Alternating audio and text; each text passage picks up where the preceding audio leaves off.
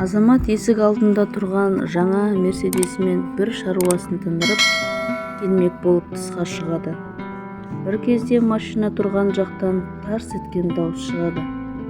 Не болып қалды деп қараса, өзінің 3 жасар баласы қолына ұзын темір алып, машинаның алдыңғы әйнегін сындырып қойғанын көреді. Ашуы шыққан әке әлгі темірмен баласының қолынан ұра бастайды. Қатты ашуланған болу керек, көзіне ештеңе көрінбейді. Қанша уақыт тұрғанын да білмейді.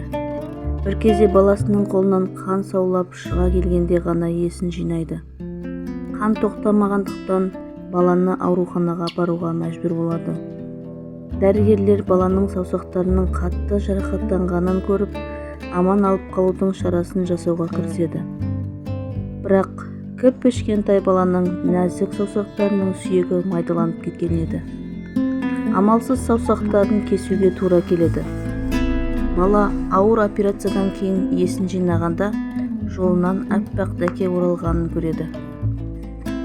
Әкесіне жәутеңдей қарап, «Әке, енді мені дақтырға әкелмеңізші. Сіздің машинаңызды білдіргенім үшін кешіріңізші. Енді олай істемеймін» дейді мұңайып. Сосын «Әке, саусақтарым жаңадан шығады ма?» деп жыламсырап сұрайды.